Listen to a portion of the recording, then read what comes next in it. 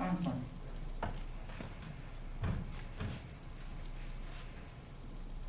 Yesterday at the panel you were on, you mentioned that...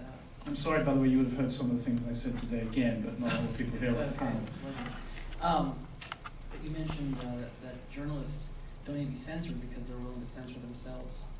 I was wondering if you'd be willing to elaborate on that. Well, yeah, I don't mean that we sit down, I mean, not me, I'm the Independent, as I say, I'm very fortunate, I can write what I like and reprint the story as I write it. For many journalists who find that they want to avoid controversy, that doesn't just mean being accused of being anti-Semitic because you criticize Israel, it can be accused by Arab embassies of being pro-Zionist or whatever. It's much easier to find a form of words which deadens the story, which calms it down, where you use phrases which cannot offend anybody. Hence, Palestinians are often not killed by Israelis, they're killed in clashes, which means crossfire, like tornado or a flood or an earthquake or something.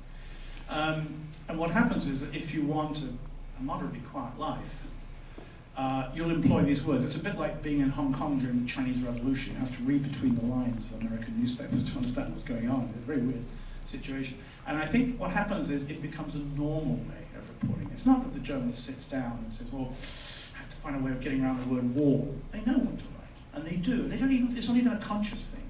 The French phrase, autocensure, which implies a mental process that actually blocks out imagination or decision-making, captures it very well. It becomes like this computer up here that does the work for you. You don't need to worry, like tanks roll and borders are porous and so on and so forth. And I think that what happens is that we fall into the habit of writing, forgive me, like the news agencies. I don't think we've got any more AP representatives here anymore. I wish we did. We have Terry as a former AP man, he knows exactly what I mean.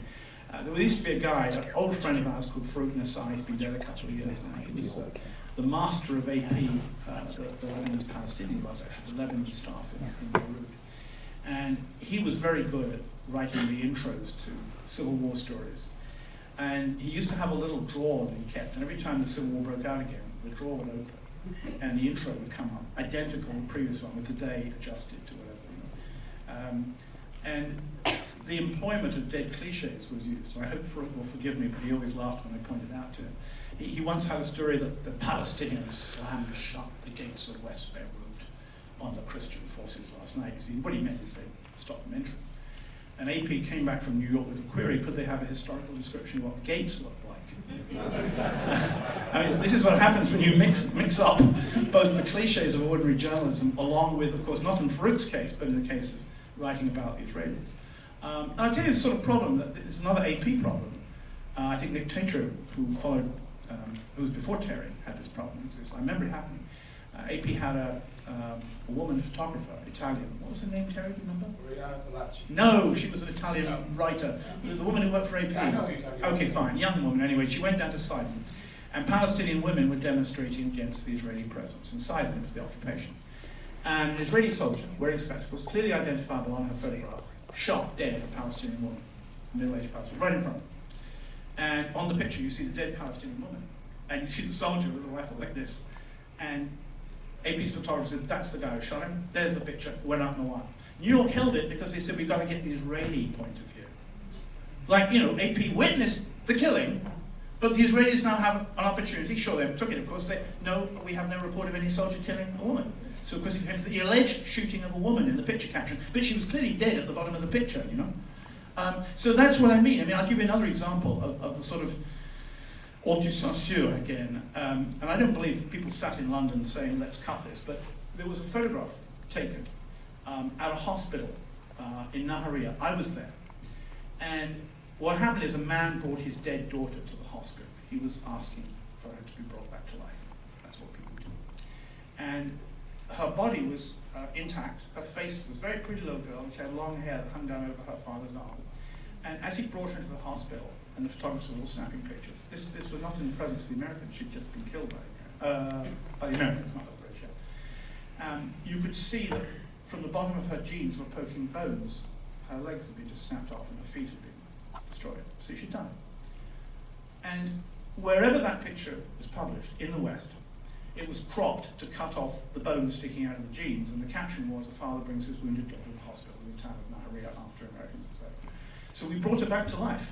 Now, I think the picture cropping was done by the agency, not by each newspaper.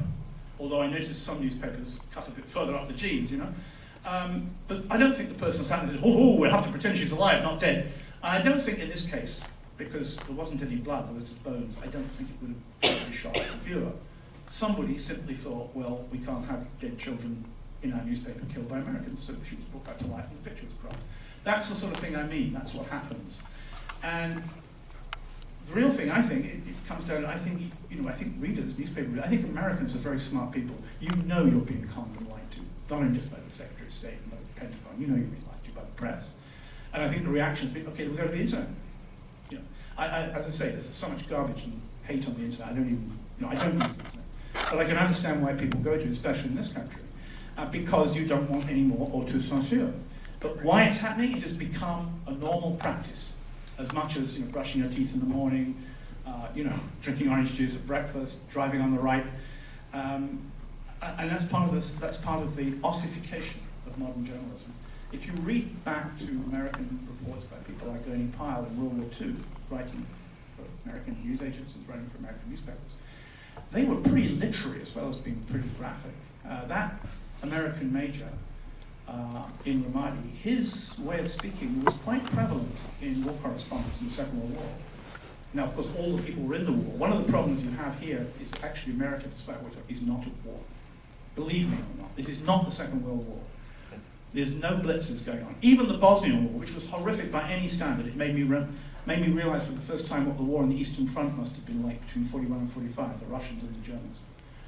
But this is not the Second World War. It's not the First World War. And America is not at war. You're not going to go to air raid shelters tonight in Lexington, Kentucky. Believe me. And I think that part of the problem there is, you see, that you're persuaded by your government you're at war when you're not, that the world has changed forever, which it shouldn't do because of 19 murderers on 9/11, or 11 September 2001. And we journalists go along with this. We feed this stuff out, and you believe it, and in the end you stop believing it, and you're right to stop believing it, because it's nonsense.